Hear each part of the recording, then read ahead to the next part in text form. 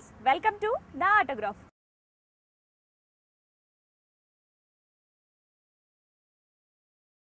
ఇవాళ మన నా ఆటోగ్రాఫ్లో మనం కలుసుకోబోయే సెలబ్రిటీ ఎవరో తెలుసా?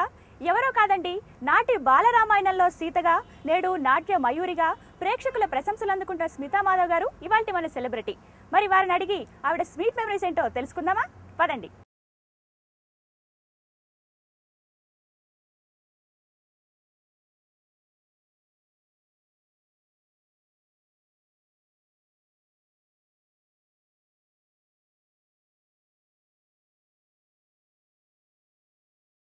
Hi madam. హలో. హాయ్. మా కోసం ఒక్కసారి మీ స్వీట్ ఆటోగ్రాఫ్ ఒక్కసారి ఇచ్చేసాను.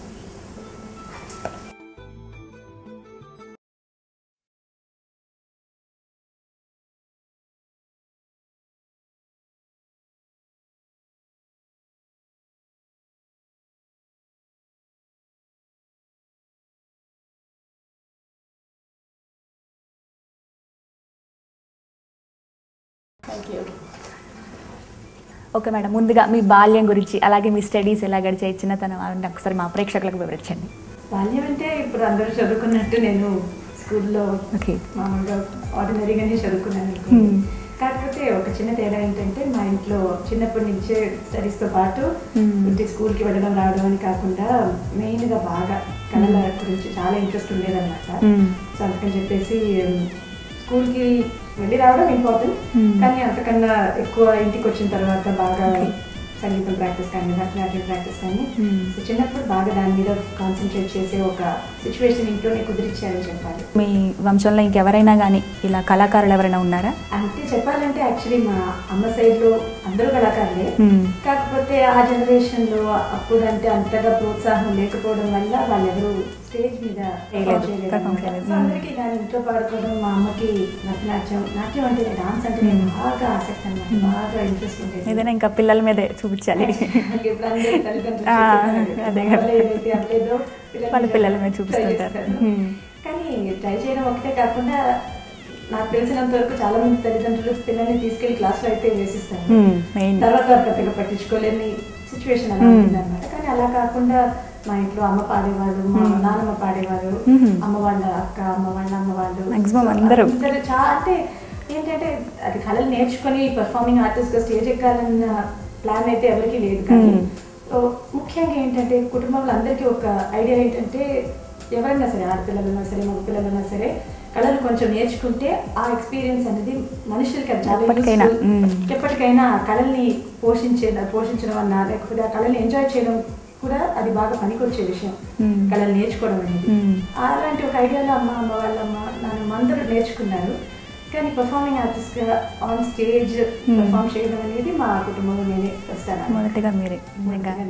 అప్పుడు ఆ ఫీలింగ్ ఏంటి మీకు అందరిలో, అంటే మీ మమ్మీ కళ నిజమైంది అని అనిపించినప్పుడు?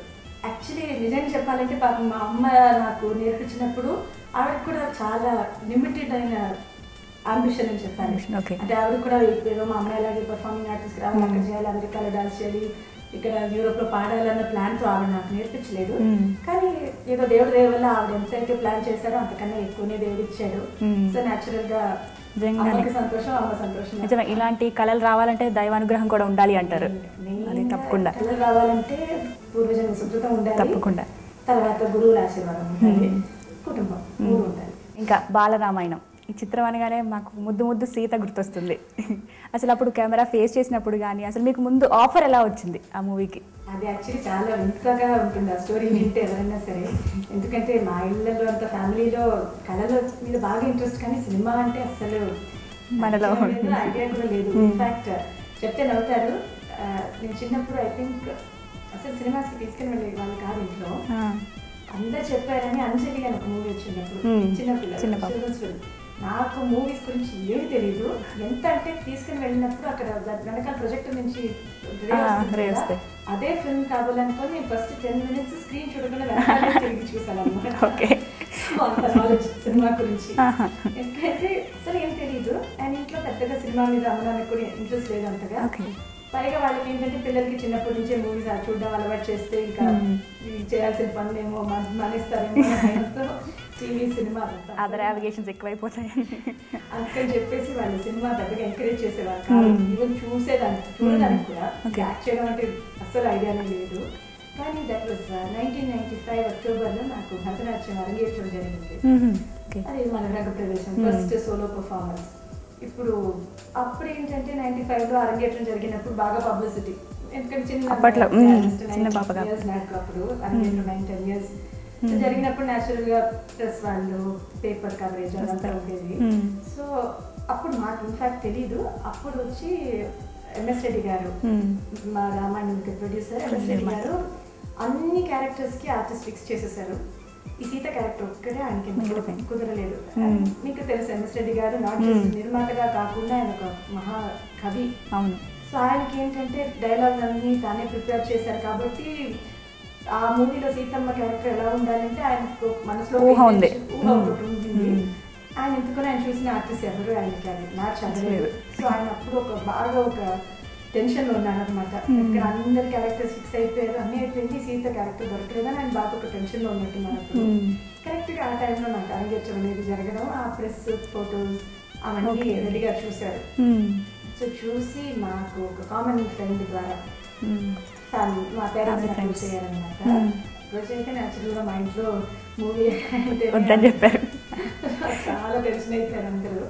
తర్వాత కానీ రెడ్డి గారు అందరిని కూర్చోపెట్టి, అమ్మ నాన్నని కూర్చోపెట్టి, లేదమ్మా అది కమర్షియల్ మూవీ కాదు, అందరు చిన్నపిల్లలే, తర్వాత పైగా రామాయణం, సో దాంట్లో ఇంకా మీ అమ్మాయిని కాదు ఎవరిని దాన్ని తప్పుగా కానీ కమర్షియల్గా కానీ ఎక్స్ప్లాయిట్ చేయడానికి అసలు వీలు లేదని ఆయన చెప్పిన తర్వాత, ఇన్ఫాక్ట్ మా ఇంట్లో అమ్మ నాన్న ఒప్పుకున్న తర్వాత మా అమ్మ వాళ్ళ పేరెంట్స్ తాతయ్య గారు చాలా ఏంటి సినిమాలో, మన ఇళ్ళలో సినిమాల్లో పరిచయం లేదు కదా, అలాంటి అలవాటు మనకు లేదు, మన ఇంట్లో ఎవరు సినిమా చేయలేదని బాగా టెన్షన్.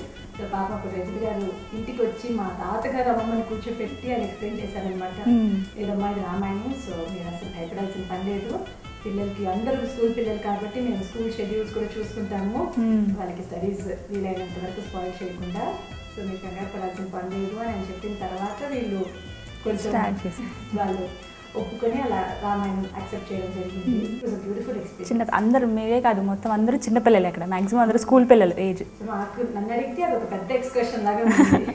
అందరూ ఒకసారి వెళ్ళాలి, ఒక రోజు 2 రోజులు వెళ్ళేస్తారు. మాకు luck almost 1.5 years, 1.5 year complete. 1.5 years shooting లో. అలాంటి అప్పుడు మీ ఎన్నో క్లాస్ చదువుతున్నారు madam? 6th class standard. Start చేసినప్పుడు 6th స్టాండర్డ్, అది రిలీజ్ చేయడం 7th complete. Okay, 7th complete అయిపోయింది. ఎందుకంటే పౌరాణికం కదా, షూటింగ్ కూడా బాగా టైం తీసుకునేది. తర్వాత అందరూ చిన్న పిల్లలు కాబట్టి వాళ్ళందరినీ కంట్రోల్ చేయాలి ఫస్ట్.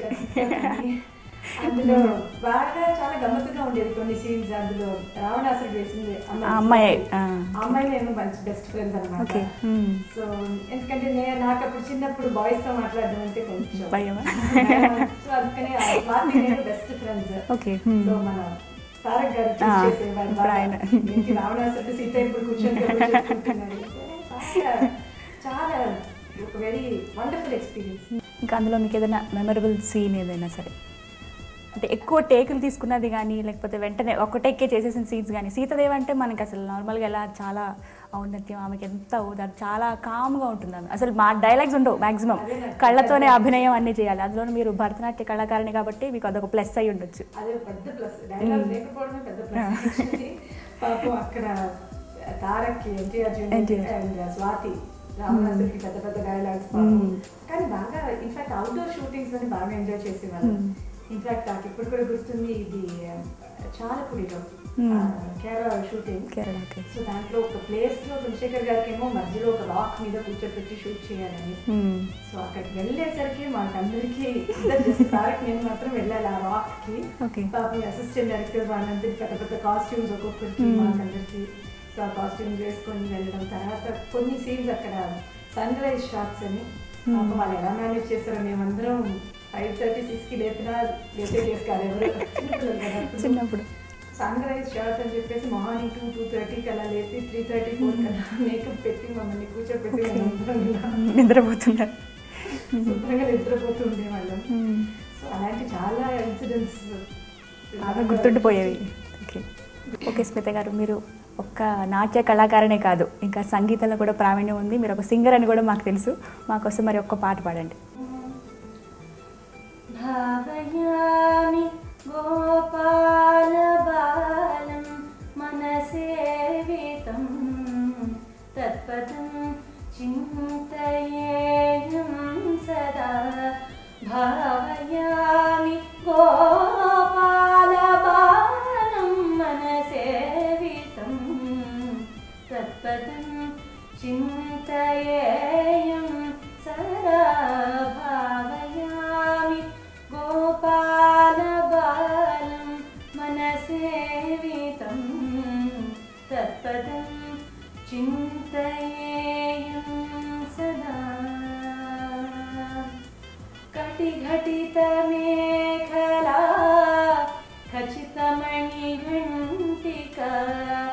కటిఘటిత మేఖలా ఖచితమణిఘంటిక.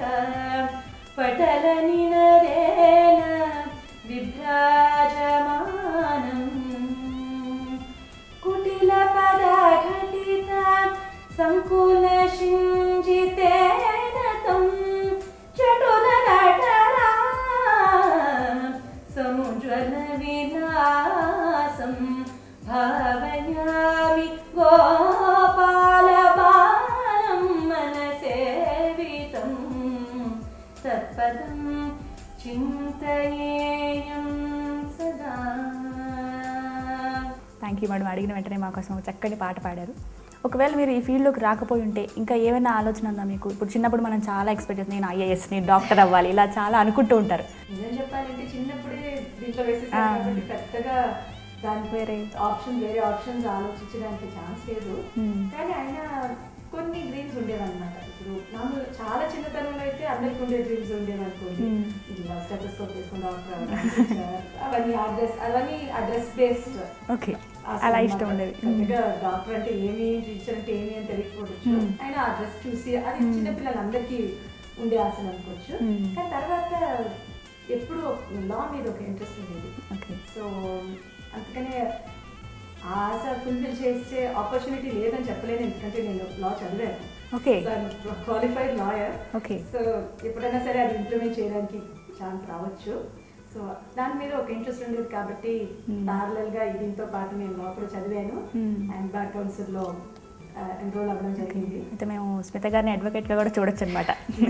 ఓకే, ఏంటంటే ప్రస్తుతం అయితే కళల మీద 24 hours ఫోకస్ చేయాలి కంప్లీట్ గా కాబట్టి లీగల్ ప్రాక్టీస్ అనేది అది కూడా ఒక ఫుల్ టైం జాబ్ అనమాట.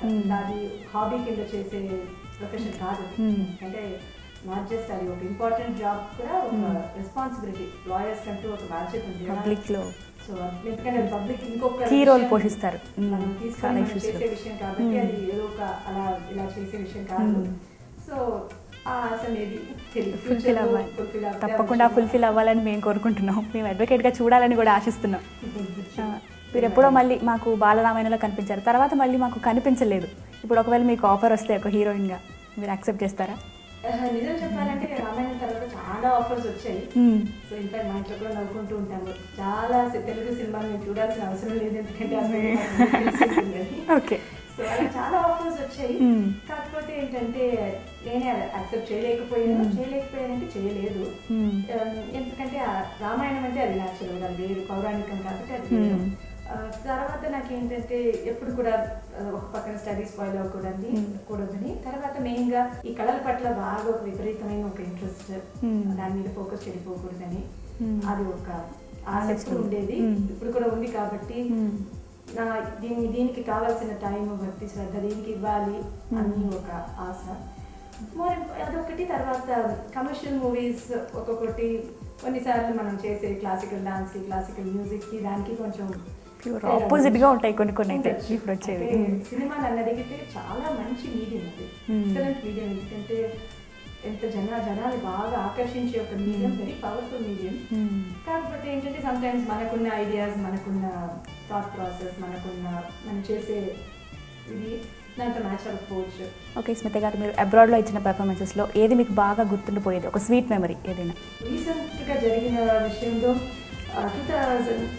ఫ్యూ ఇయర్స్ కొన్ని సంవత్సరాల క్రితం యుఎస్ టూర్లో అప్పుడు ఆ టూర్ మొత్తం అంతా ఆల్మోస్ట్ ఒక 37-38-40 చోట్ల ప్రోగ్రామ్ అనమాట.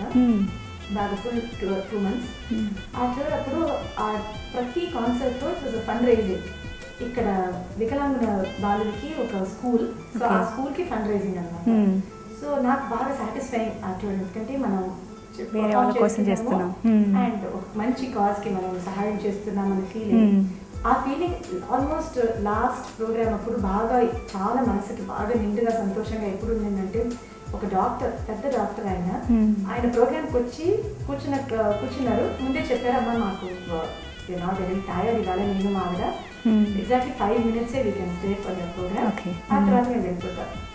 ఓకే అండి.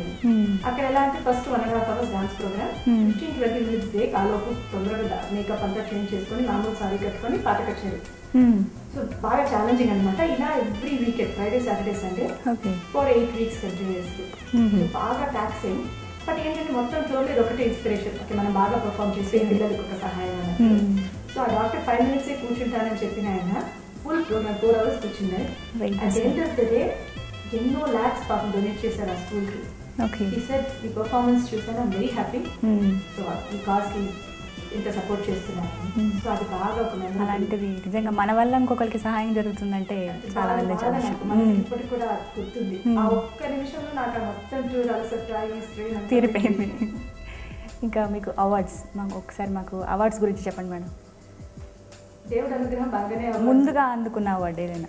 ఫస్ట్ చిన్నప్పుడు బాల చైతన్య అవార్డు 10 years 11 years. తర్వాత గురు శిష్య పరంపర అవార్డు అని నాకు మా గురువు గారికి కలిపి ఆ గురు శిష్య పరంపరని రికగ్నైజ్ చేసుకున్నట్టు. తర్వాత చంద్రబాబు నాయుడు గారి చేతి మీద women's achiever award, women's day, international women's day, women achievers కి ఇచ్చారు ఆయన అటువంటిది. తర్వాత కళాశ్రవంతి అని కడపలో ఒక మ్యూజిక్ అండ్ డాన్స్ కి, ఎందుకంటే మామూలుగా భరతనాట్యం డాన్సర్స్ సంగీత కచేరీలు అంతగా చేయరు, వేరే అనుకుంటారు చాలా మంది. సంగీత కచేరీ పాడే వాళ్ళకి భరతనాట్యం అంత ఐడియా ఉండదు. సో రెండు కలిపి చేస్తున్నాం కాబట్టి అదొక యూనిక్ గా చాలా మంది గుర్తించారు. తర్వాత యువకళా భారతి అని యూత్ అచీవర్స్ కి చెన్నైలో. సో చాలా అవార్డ్స్ ఏదో దేవుడి అనుగ్రహంలో ఇచ్చారు, పెద్దవాళ్ళు గుర్తించారు. తర్వాత ఇప్పుడు రీసెంట్ గా అక్కినేని నాగేశ్వరరావు గారు జన్మదిన శుభాకాంక్షలు. సో ఆ వేడుకల్లో ఈ స్వర్ణ కంకణం ప్రెజెంట్ చేశారు. అది నేను ఇప్పుడు రీసెంట్ గా వచ్చిన అవార్డ్స్ లో నన్ను అడిగితే అది బాగా నాకు మనసుకు దగ్గరగా గుర్తుండిపోయేది. అంటే నాతో పాటు అవార్డు అందుకున్న వాళ్ళందరూ పెద్ద వాళ్ళు, ప్రకాష్ రాజ్ గారు, పెద్ద డాక్టర్స్ బాగా. ఇన్ఫాక్ట్ నా ఎక్స్పీరియన్స్ వాళ్ళ వయసుకి సంబంధమే లేదు. స్టేజ్ లో చూస్తే సో ఆయనే పర్సనల్ గా పికప్ చేస్తారనమాట ఎవ్రీ ఇయర్ అవార్డీస్ ఎవరికి ఇద్దామని. సో నాకు అది ఒక మంచి ఎక్స్పీరియన్స్, ఎందుకంటే 95 లో నా అరంగేట్రానికి నాగేశ్వరరావు గారు చీఫ్ గెస్ట్ గా వచ్చారు. సో అప్పటి నుంచి ఇప్పటి వరకు నా ప్రోగ్రెస్ ఆయన. మీకు ఎలా అనిపిస్తుంది అసలు ఫస్ట్ గెస్ట్ ఆయన, ఇప్పుడు ఆయన ద్వారా మీరు కంకణం అందుకున్నారంటే? నిజంగా అది చాలా మంచి ఫీలింగ్, ఎందుకంటే ఆయన ఫస్ట్ 95 లో నాకు స్టేజ్ మీద ఆయన చెప్పిన మాటలు గుర్తున్నాయి. ఆయన ఇన్ఫాక్ట్ అప్పుడు ఆఫ్ స్టేజ్ ఒక మాట అన్నారు, that you should love art. అంటే దాన్ని ఒక ప్రొఫెషన్ గా తీసుకొని ఏదో మనం నేర్చుకున్నాము చేయడం అని అలా కాకుండా దాని మీద మనసు పెట్టి ప్యాషనెట్ గా చేయాలమ్మా అని ఆయన చెప్పారు మాట. తర్వాత ఇన్ని సంవత్సరాల తర్వాత ఆయనే పర్సనల్ గా గుర్తించి ఆయన, ఎందుకంటే అప్పుడు ఆయన చీఫ్ గెస్ట్ కి వచ్చారు, ఇప్పుడు ఆయనే సెలెక్ట్ చేశారు, ఈ అమ్మాయికి ఇవ్వండి అవార్డు అని ఆయన చెప్పి ఆయన సెలెక్ట్ చేసి ఇవ్వడం అనేది నాకు చాలా సంతోషం. అంటే ఓకే ఆయన చెప్పిన మాటను మనం ఏదో ఎంతో కొంతవరకు అయినా కాపాడినాము అని ఒక మంచి ఆయన గుర్తుంచుకుని ఆయన గుర్తింపు ఉందంటే నిజంగా గ్రేట్. అది మంచి ఒక సంతోషం, ఓకే ఇంకా మనం చేయాలి అని ఒక ఇన్స్పిరేషన్. ఓకే స్మిత గారు, ఇప్పుడు చాలా మంది క్లాసికల్ డాన్స్ నేర్చుకుంటున్నారు, అలాగే సంగీతం కూడా నేర్చుకుంటున్నారు. వాళ్ళకి మీరు ఎటువంటి సలహా ఇస్తారు నేర్చుకునే వాళ్ళకి? నిజం చెప్పాలంటే నేర్చుకునే వాళ్ళకి అడ్వైస్ ఇచ్చేంత పెద్దదాన్ని నేను కాదు. అయినా నేను ఏదో నా ప్రయాణంలో నేను నేర్చుకున్న 4 విషయాలు అయితే షేర్ చేస్తాను తప్పకుండా. అలా చెప్పాలంటే ఒకటి నాకు మెయిన్గా అనిపిస్తుంది ఏంటంటే, ఇప్పుడు నేను చూసే అది నేను నేర్పిస్తున్నాను కాబట్టి చాలా మంది పిల్లలు బాగా టాలెంట్ ఉంటుంది, మంచి కెపాసిటీ ఉన్నా కూడా స్టడీస్ అంటూ ఒకటి మధ్యలో వచ్చేస్తుందని మానేస్తారు. బట్ నేను అనడం ఏంటంటే, స్టడీస్ దీనికి ప్రాబ్లం కాదు, కళలు స్టడీస్కి ప్రాబ్లం కాదు. Actually it's only time management. ఇప్పుడు నేను కూడా 10th పాస్ అయ్యి 12th పాస్ అయ్యి లా పాస్ అయ్యి ఎంఏ డాన్స్ కంప్లీట్ చేసి ఎంఏ మ్యూజిక్ చేసాను, కానీ ఎప్పుడు ఓకే మరి అలా ఎగ్జామ్ ముందు రోజు కూడా ప్రాక్టీస్ చేయాలని ఎవరు అంత ప్రాక్టికల్గా చెప్పరు, కానీ బ్యాలెన్స్ చేస్తే కళల మీద కూడా కాన్సన్ట్రేట్ చేస్తూ మనం స్టడీస్ కూడా ఎఫెక్ట్ అవ్వకుండా, స్టడీస్ పాడకుండా మేనేజ్ చేయవచ్చు. చాలా మంది అది ఒక అపోహ అనమాట, స్టడీస్ మీద వెళ్ళాలి చేయలేమేమో అనుకుంటారు. చేయలేము. ఐ థింక్ నన్ను అడిగితే అది అలా చేయాల్సిన అవసరం లేదు. కొంచెం స్మార్ట్ గా బాగా మన ఇంటెలిజెన్స్ ఉపయోగించి టైం మేనేజ్మెంట్ చేస్తే ఈ కళల్ని అలా వదిలేయకుండా కంటిన్యూ చేసే ఛాన్స్ ఉంది. ఎందుకంటే అలా ఒక్కొక్క జనరేషన్ తర్వాత అలా మానుకుంటూ వచ్చేస్తే ఇంకా కళలు ఉండవు నిజంగా. సో కొంచెం అలా సిన్సియర్ గా మన పెద్దవాళ్ళు ఏదో ఒక మంచి కోరే మనకి ఇట్లా ఇవన్నీ నేర్పారు కాబట్టి మనం ఇప్పుడు మన పెద్దవాళ్ళు ఆ టైంలో చేసిన వాళ్ళు అంత మనం ఎలాగ మ్యాచ్ చేయలేము కాబట్టి మనకి ఎంత వీలవుతుందో కొంచెం ఆ కళల్ని వదిలేయకుండా కొంచెం కంటిన్యూ చేస్తే బాగుంటుందేమో అని నా అభిప్రాయం. Thank you madam, me valuable time మాకు కేటాయించి చాలా చక్కగా మీ స్వీట్ మెమరీస్ అన్ని మన ఆటోగ్రాఫ్ ప్రోగ్రామ్లో చాలా చక్కగా షేర్ చేసుకున్నారు. Thank you so much. Thank you. Okay viewers, ఇదండి ఇవాటి నా ఆటోగ్రాఫ్. స్మితా మాధవ్ గారి స్వీట్ మెమరీస్ ఏంటో తెలుసుకున్నారు కదా. మళ్ళీ వచ్చే వారం నా ఆటోగ్రాఫ్లో మరో సెలబ్రిటీతో మళ్ళీ కలుసుకుందాం. అంతవరకు సెలవు, బాయ్ బాయ్.